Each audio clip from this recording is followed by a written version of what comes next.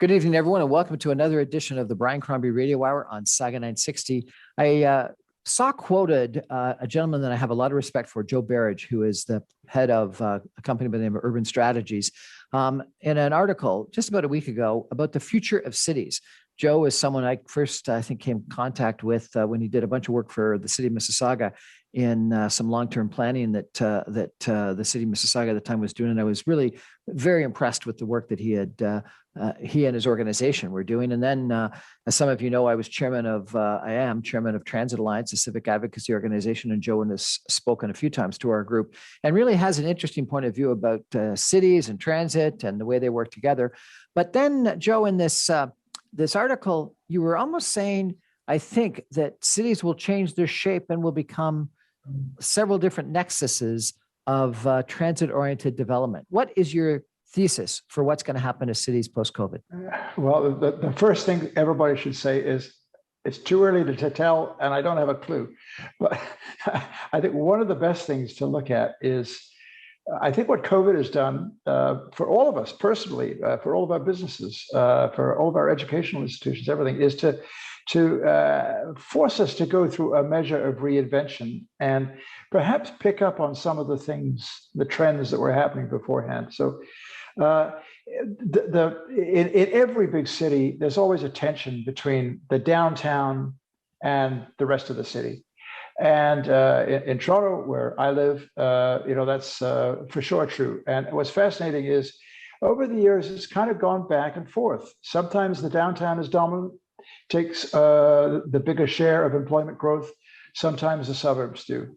I think what we're seeing in post-COVID is a move towards probably a higher suburban share, but also the disappearance of a lot of the kind of features of the previous city, or the amelioration of them, reduction of them.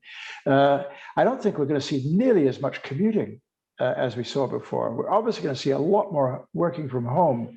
So these trends will have an effect in all kinds of ways on the shape of the city, the feel of the city, and frankly, the city we have to plan. So you think that people will not be doing what you and Jennifer Keesmaat at one point in time on my show called the long commute, where people are commuting in for an hour into the city?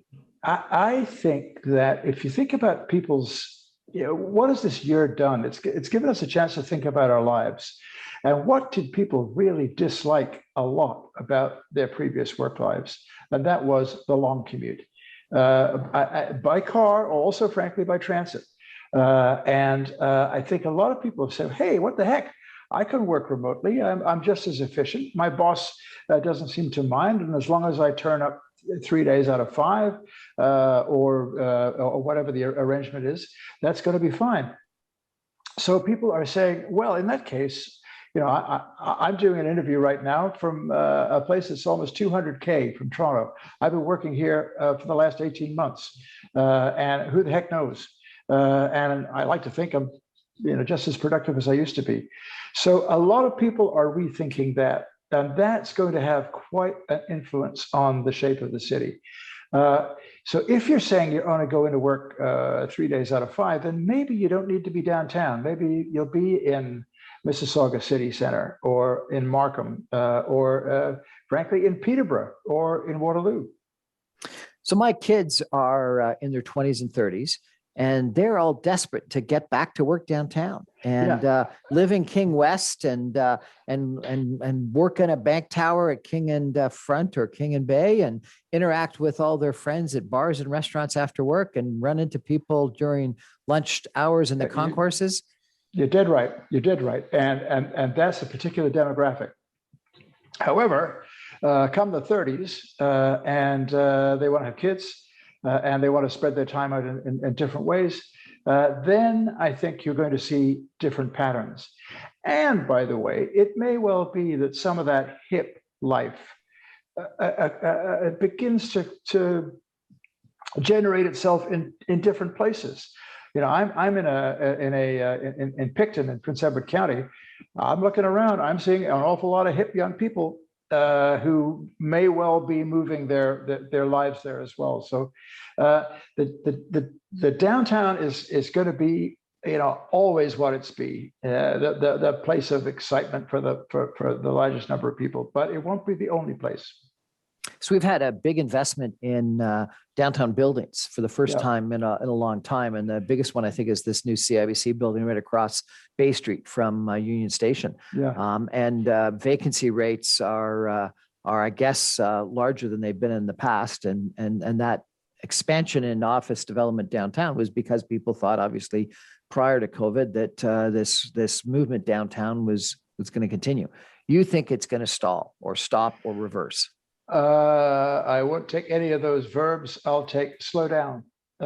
Somewhere before a stall or a stop or a reverse. And that's been true over the years, by the way. 20 years ago, there was more office space being created in Mississauga, in North York, in Markham than there was in downtown Toronto. It's roughly 50-50 between the 416 and the 905 centers over the years. But that trend increased significantly to the growth of the central city, of the downtown. But you're going to see that flow back. But is downtown going to be at an end? No way. I do think you'll begin to see some of the older, more tired buildings, which aren't so technologically equipped and don't have the kind of workspaces that people want. They might well get converted to residential. Some of them. And I think in New York City, there's beginning to be a bit of that going on. But this is going to be a shift, not a dramatic change. We're chatting tonight with Joe Berridge, head of urban strategies, a consulting firm that advises people on urban strategies in around the world. And we're going to take a break for some messages and come back more with Joe in just a minute. Stay with us. Great.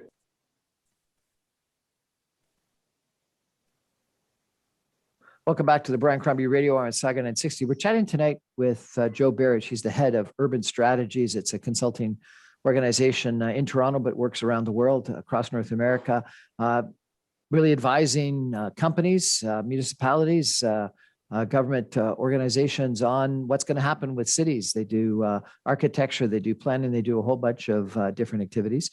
And I've run into them both in regards to transit as well as in regards to city planning in the past. And I've been very impressed with his insight and the work that he's done. I think, Joe, in the work that we did, you did in the city of Mississauga, there's over 100,000 people that you consulted in the process for what people wanted. And so I guess one of the things that you do on a fairly regular basis is ask people what they think out of their cities. Is that true?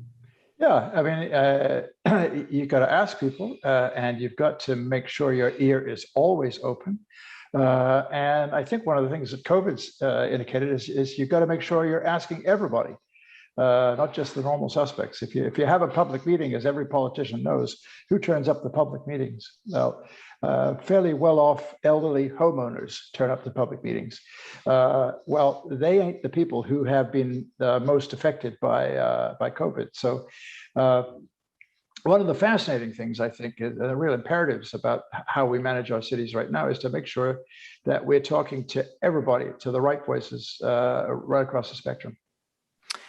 One of the things about this recent article that I mentioned earlier that I guess I got from it is that you thought that the type of development that was going to occur in the suburbs was slightly different than that had taken place in the past, that it wasn't going to be these office parks, but more transit-oriented, almost cities of their own right.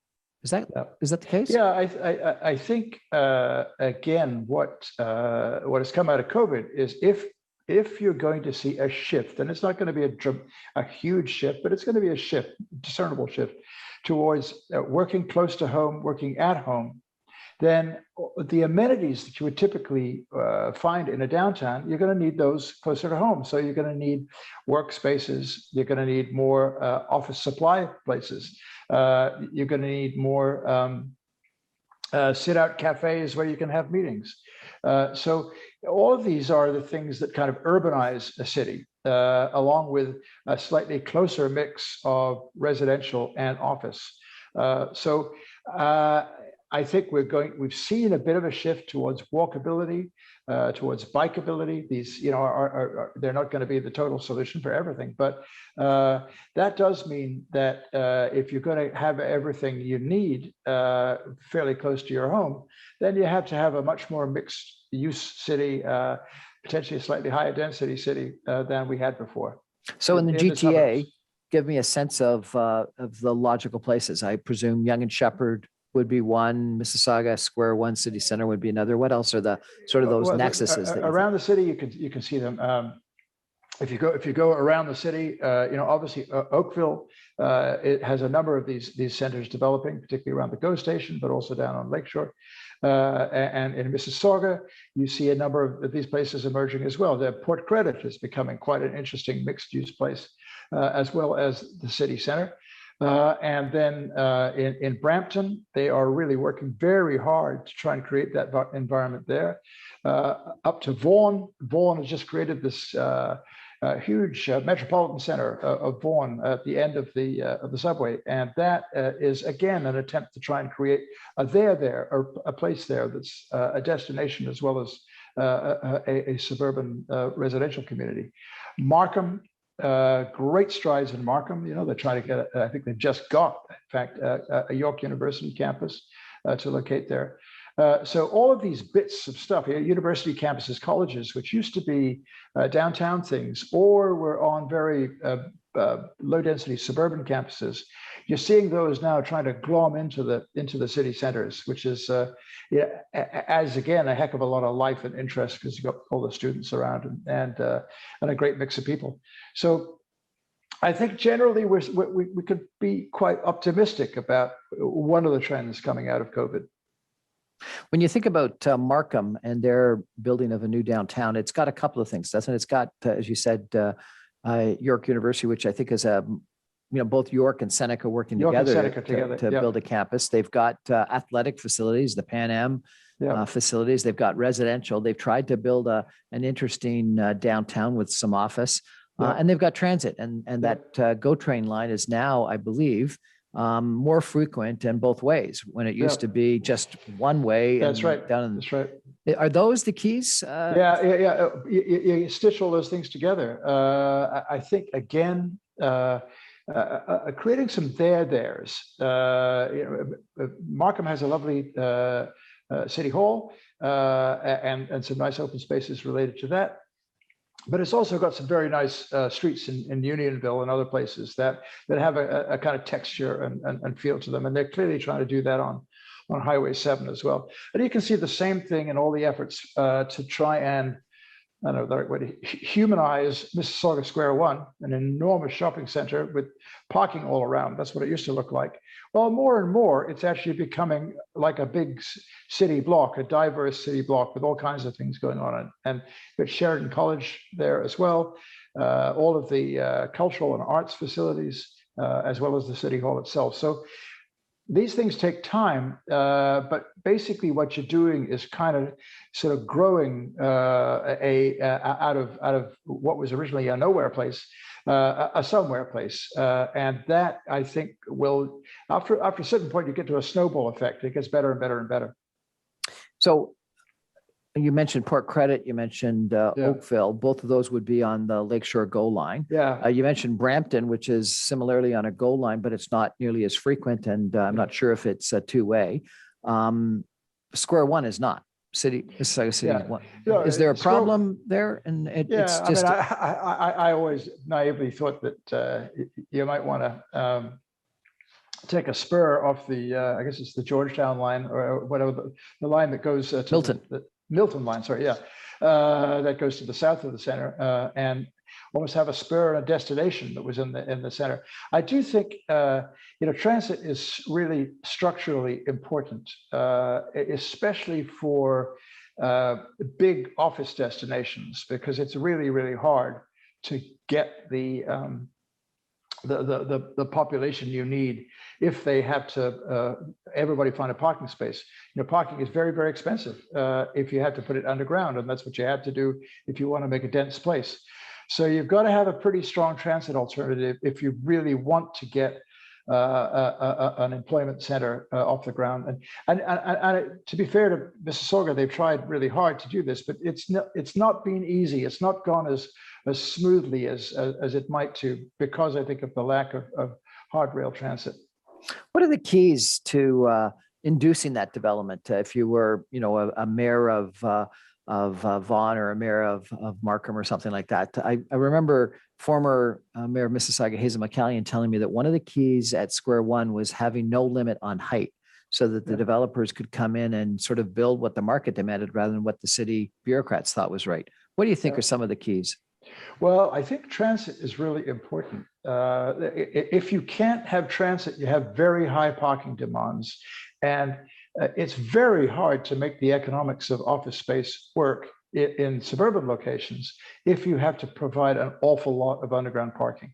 The reason that the downtown offices get away with it is basically because they don't provide much parking. They don't have to. They use the transit system to get people there instead. So that's one of the keys. The next one really seems to be the chemistry between higher educational institutions and the office market.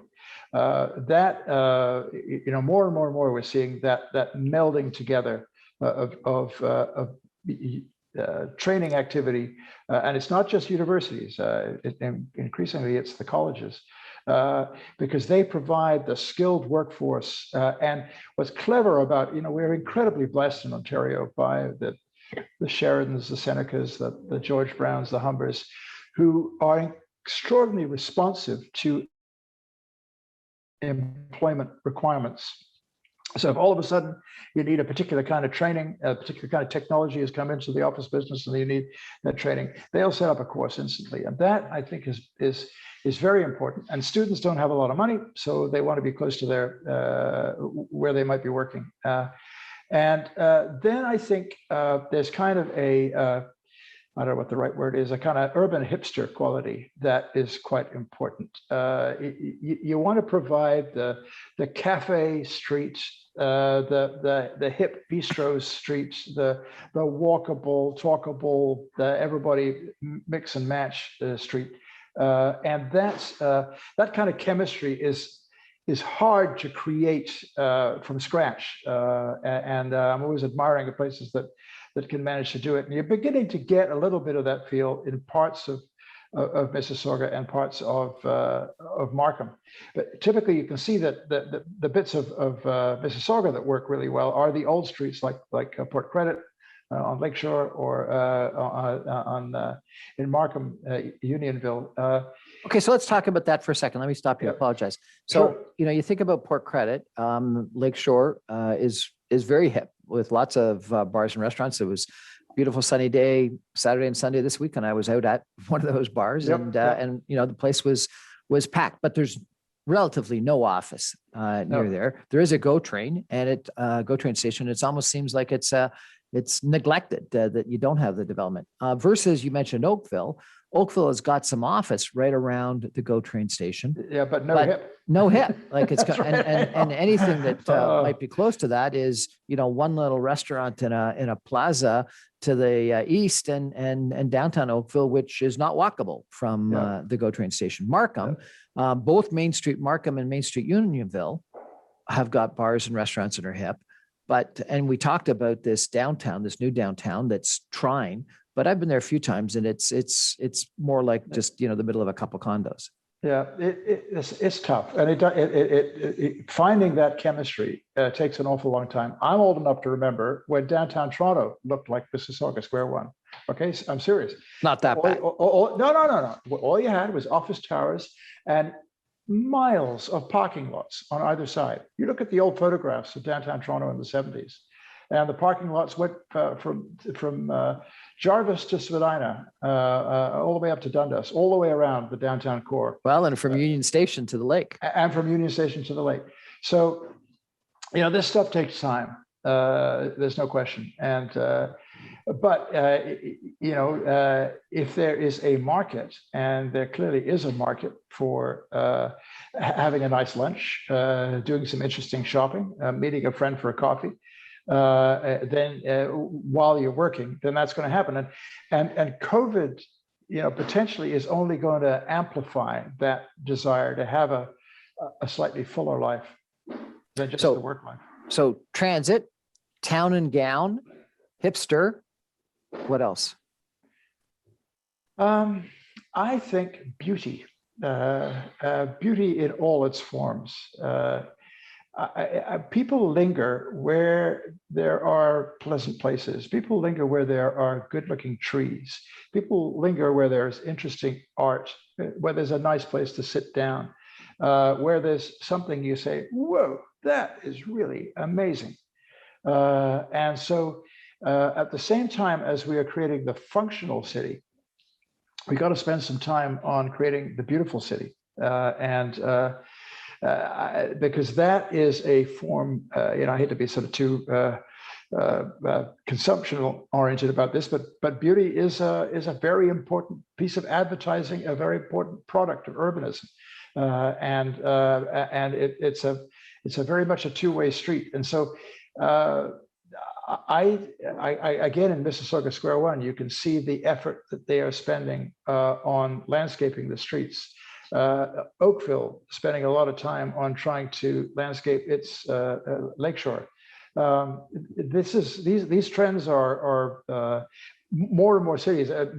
Markham again, trying to improve the quality of their public realm and their public environment.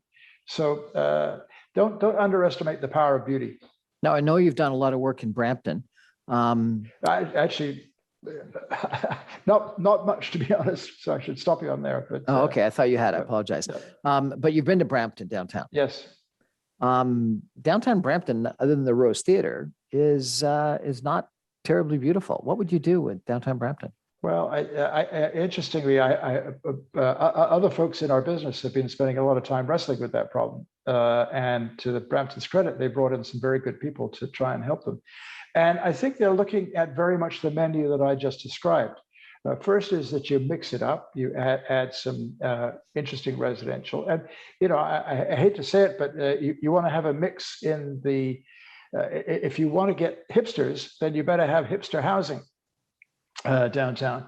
If you want to have hip bars and restaurants, then you've got to create a world where you've got the right population mix around you. And they are trying to do that very clearly. They're trying to really tie the GO stations more actively into the center. It takes time. It takes a lot of time.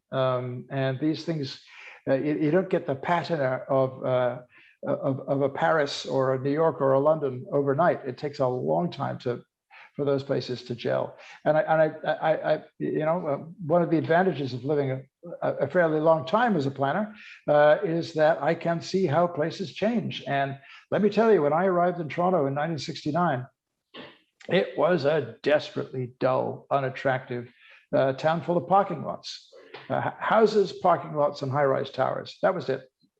And so one of the things we got going for us in Canada, which is I've worked a fair bit in other cities around the world, we've got this fantastic immigration stream.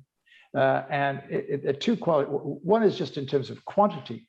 There's no other place in the world that adds 125,000 people a year to the urban area. Nobody gets close to it.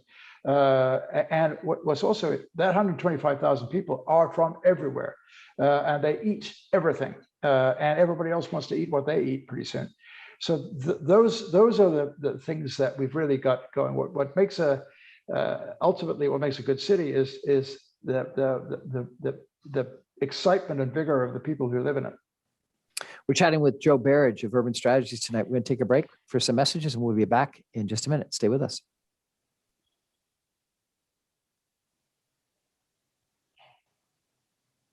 Welcome back to the Brian Crombie Radio Hour, Saga 960. I wanted to chat with Joe Berridge, who runs Urban Strategies, about strategy for the urban area in the Greater Toronto area.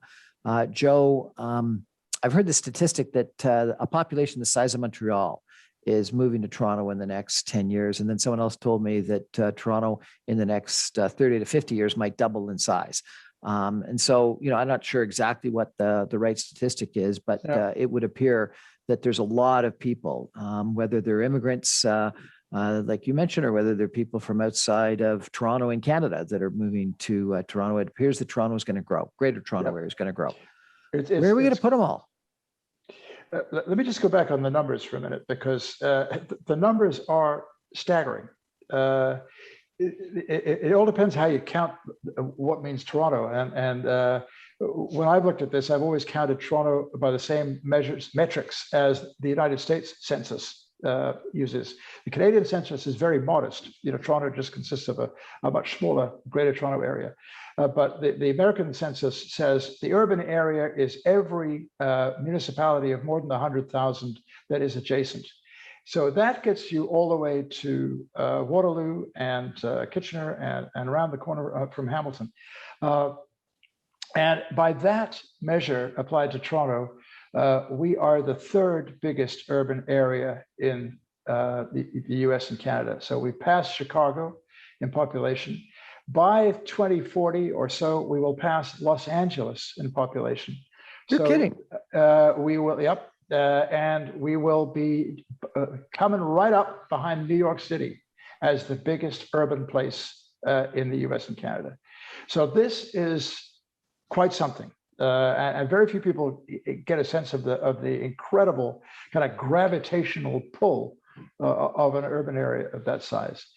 Where are you going to put them all? Well, luckily, although it's had a lot of ups and downs, the provincial government's growth plan is pretty good. These are the population targets they're using as well. And it's pretty good at figuring out where they can all go. And figuring out how much land we need to either add to the urban area or to reuse within the urban area we've got. And obviously the thrust of that growth plan is to make sure that we reuse as much of the existing urban area as we can, because that's the most efficient and environmentally sensible way to do this. And so you're seeing more and more great big projects in Mississauga. You've got Lakeview, which is, I can't remember how many acres that is, but it's, I think, close to 1,000 acres. You've got the old Imperial Oil site, which is Port Credit, West Village. That's about 400 or 500 acres. These are very big chunks of land that you can add on to the urban area and really create a fantastic place. So that's the one big thing. The second big thing you do is you densify around the shopping centers, on all those parking lots. You put housing on all the parking lots. And that's happening more and more and more. You can see that more and more malls in Toronto, the Cedar Ray Mall, the Humberview Mall, Scarborough Town Center, Yorkdale, and Mississauga City Center are having very extensive housing built on the old parking lots. So there's a lot of room there.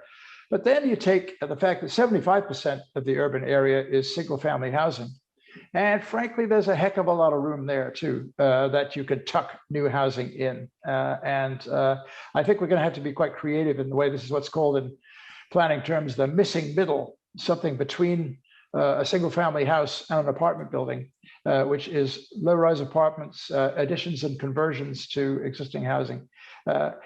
Do all those things and there's enough room. Do we need a new highway around Toronto, 413? I don't think so. But I mean, the interesting thing about the Toronto urban area is it has very, very few highways compared to an American city, for example. Someone gave me the crazy stat the other day that if you think about Toronto, there are only 6 lanes of highway that go into the downtown, 3 on the Gardiner and 3 on the Don Valley Parkway. Houston, which is less than half the size of Toronto, has 18 lanes going into their downtown. In other words, I don't get into complete paroxysm about highwayization in Toronto because we're never going to be as highwayed as the States. It's always fascinating to me to when you go to Paris, everybody thinks Paris is the perfect little city. Well, that's just the perfect little old city. Outside that, you've got freeways galore all the way around. 2 big ring roads. Sorry? 2 big ring roads. Two big ring roads. Each the size of the 401. That's right, absolutely. So, if it's a choice between building roads and building subways and transit lines, then obviously you do the latter. Should you make additions and changes to the highway system? Probably. I do think that there is an issue. The 401 going west to Waterloo, Kitchener. There is a real problem there. And I think that is an economic problem, which would worry me in terms of the movement of goods and economic activity, that one might want to think about how you creatively fix that. Yeah, the current plan is to have this 413, if it's built, to actually merge with the 401 where the 407 merges. And Yeah. I think that is a mistake, because I think it should swing out farther to the west, because the congestion on the 401 between the west side of Mississauga through Milton to the escarpment is just outrageous. No, it's insane. I agree. I don't understand the proposed routing for 413. I haven't looked at it very carefully, to be honest. I did. I have to tell you, I drove for the first time the 407 from the 115 from Peterborough all the way to Mississauga. And it was not bad, is it? It was beautiful. Yeah. Well, it cost me a bit of money. You know what's interesting? I'm now commuting out to the Belleville area, and from time to time, and that, if there's any kind of congestion, you just $20, suck it up, and whoop, you're home. We've talked a lot about suburbs. If you were guiding the city of Toronto, not the Greater Toronto area, what should John Tory or the planning people at the City of Toronto do? I think about Bloor Street. I think about Bathurst. I think about Dufferin. There's a lot of one-story, maybe two-story stuff that could be taken down, and beautiful condos built on those. And Bloor Street, Danforth are on subway lines. Bathurst, Dufferin, Avenue Road are not, but they're on great bus lines and close to subway lines. Shouldn't we be doing the appropriate thing on major arterials in Toronto as well? Yeah, no, I mean, it's appalling to me that we've spent billions and billions on the Eglinton Crosstown. But if you take a picture of the Eglinton Crosstown, the only place where there are any tall buildings at all is at Yonge and Eglinton. And as far as I can tell from planning, there really isn't any intention to attract any along that line, and that's just not okay. The Danforth is the same.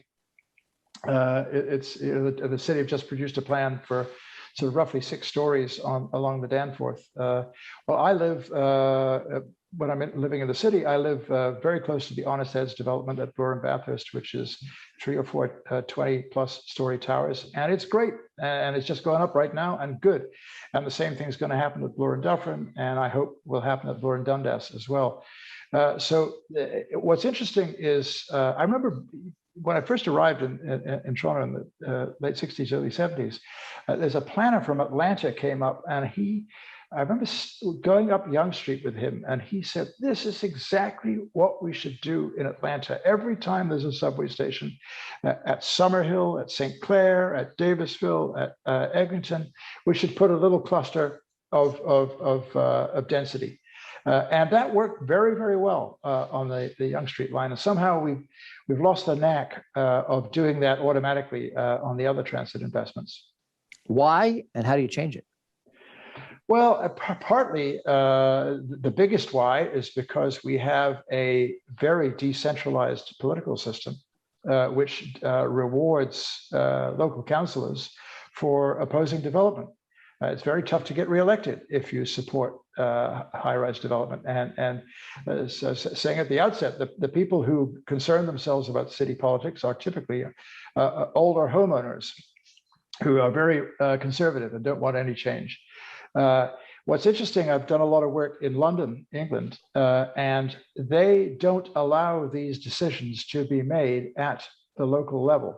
They indicate that wherever there is a concentration of transit, then there has to be a concentration of development. Now, this is in London, a much more delicate, older city than Toronto is.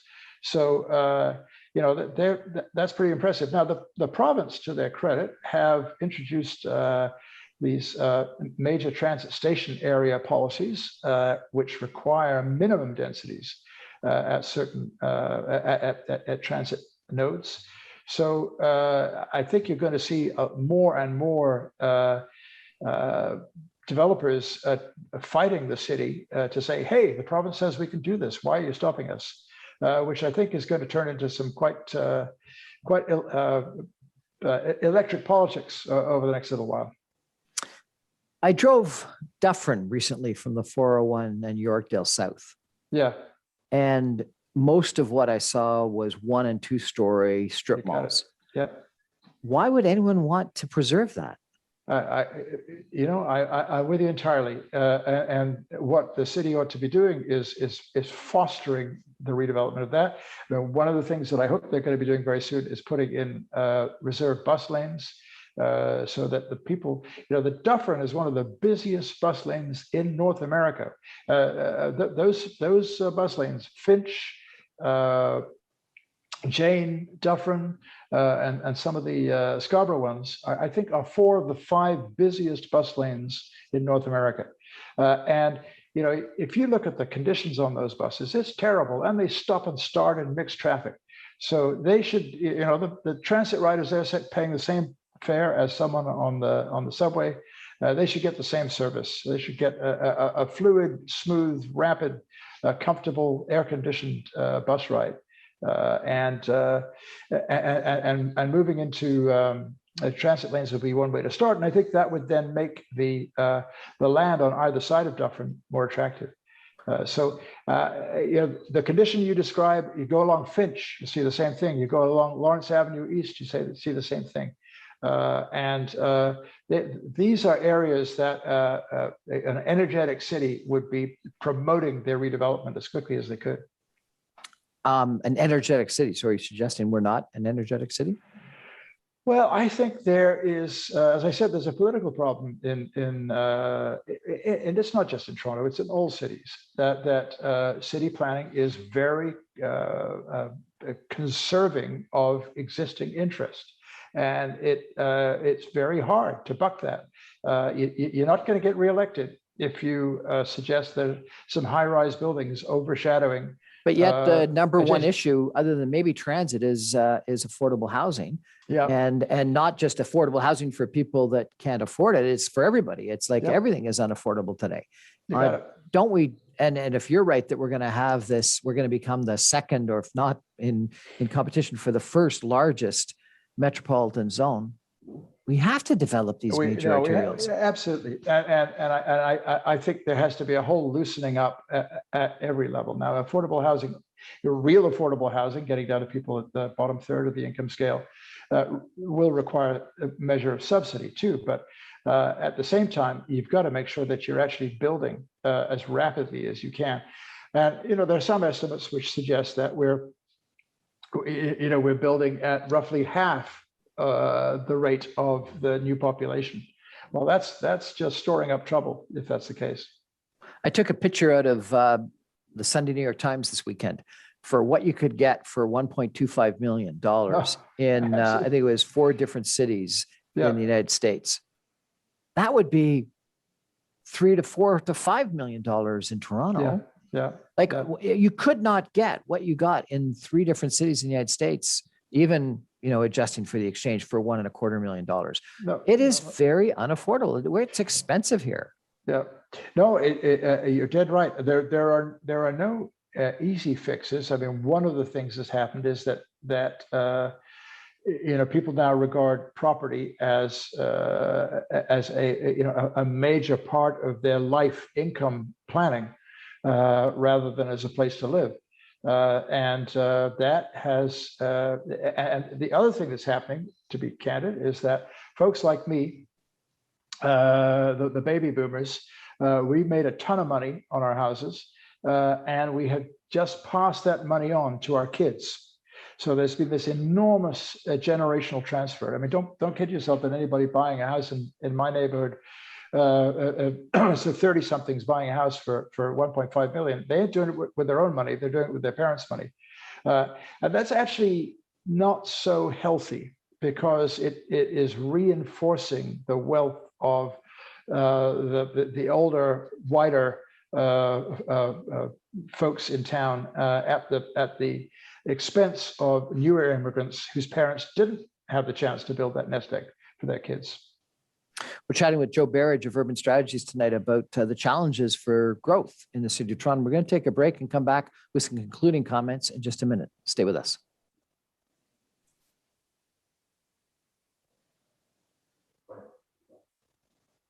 Welcome back to the Brian Crombie Radio Hour, Saga 960. We're chatting tonight with Joe Berridge of Urban Strategies about what's going to happen post-COVID with the growth of the city. And he's saying that we're going to have a lot more development around transit nodes in more suburban locations. I tried to get him to say that downtown was going to stop or go back. No, he said it's going to slow down in its growth. Joe, what about transit? Are people going to go back to going on the TTC and the GO train? I tell you, if there's one thing that really worries me, it's this, because I think the answer is no. And it might be not just a marginal change, it could be a radical change. Two things on this. First, if you look at the stats right now, I mean, it's early days, but transit ridership hasn't recovered anywhere, even in the cities like London, England, or New York City, which have begun to get back to work, and it hasn't recovered by an order of magnitude. And you're also seeing that bus transit, in particular, is failing to get to recover. So the people are give you some stats, I think, that just fresh out of New York City. Subway ridership is back to about 44% of what it was pre-COVID. Bus ridership is at about 25% of what it was pre-COVID. Now, you say to yourself, yeah, I know people will get used to this. So they'll go back to transit. Two things. One is transit ridership in London, New York, Toronto, Paris was flat before COVID. In other words, people were not, despite the fact that those places were growing, ridership was not growing. And why is that? I think because people just really didn't like it. They really didn't like being jammed together and having to wait and being treated like cattle. COVID has given that feeling, amplified that feeling to the max. So I'm not sure. I mean, I can feel it in myself. I don't want to get on a crowded subway car, and I've got the choice. But I think more and more people are going to say, no, I'm not going to do that. We know that we're going to be going to a reduced work week, so that again is going to affect ridership. So, and we're also probably going to go to different kinds of times of day ridership as well. Now, almost every transit system in the world is bankrupt and is unable to meet its operating costs out of the fare box. Toronto does better than most places. Other cities don't get anywhere close to it. And they require massive amounts of subsidy on an ongoing basis. If that amount of subsidy has to double, I don't know what happens. I don't know if the rest of the country is going to be that thrilled about paying this kind of money. So I think we're looking here, if there's one, I hate to be gloomy at the end of this, but if there's one thing that really scares the pants off me, it's that nobody is honestly confronting yet, partly because we don't actually know, it's too early to tell until next year, the scale of the transit abandonment crisis. So is this a comfort or a public health or both issue? It's a comfort exacerbated by a personal health question. Yeah, I mean, if so airplanes have come back, at least in the United States. Supposedly, airplane usage during the Memorial Day weekend for the United States was right up there. But they're demanding proof of vaccinations or tests. Yeah, and also you're in a very air-conditioned environment in a plane, one of the other things that happened is that you probably noticed that negative incidents on transit have increased during COVID. This is because they're regular folk ain't Right there. traveling on it, so you got a lot of irregular folk on it. Now you don't get that on an airplane. So there are a whole bunch of worrisome, almost consumer preference things going on here that if I were in charge of the transit system, I'd forget about engineering and I would hire the best marketing consultants I could find to figure out how you get people to love transit again. How do you get people to love transit again? Yeah, I don't know. Well, and I got to tell you, I've lived in both New York and Los Angeles Yeah. in my career. And when you say that we're closing in on the size of Los Angeles area and potentially getting to New York, the number of highways, the number of transit lines in both those cities. And you know, some people think about LA as not having a lot of transit lines. They put a ton of money into LRTs and other things around LA. And you know, when you think about the path system, the Long Island Railway, the subways, the buses in New York, the rails to Connecticut, et cetera, gosh, we don't have anything close to that. And and so, you know, if we have to build that plus build twice of that because people are taking it half the time that they were before COVID, it's a big problem. No, it is, and I hate to sound gloomy without having a particular solution, but you know, the only thing you can say is let's wait and see what happens next year, because I think until next winter we won't really know how people are going to move around in the city. But I do think that we have on transit always, we've never treated it like a cup of coffee. You know, how many brands of coffee can you buy? You know, and how much money can you spend on a coffee? Roughly the same price as a transit ride. Awful lot of people are spending a lot of money on very fancy coffees. We don't know actually what people are prepared to spend to have a really nice ride into the city center. You know, you could see, and are people prepared to wait and have off-peak fares, which is very common in the UK transit system. You pay less if you don't go at rush hour. All kinds of things like this that we could use, because that would spread the load and make things less crowded. That's the strategy now. It's we got to build more transit, yes, but man, oh man, oh man, we got to make transit a kind of chic and desirable thing to do. How do you get people to love transit again? Joe Berridge, Urban Strategies, thanks so much for joining us. I really appreciate your time. My pleasure. Lots of fun. Thank you. Thank you.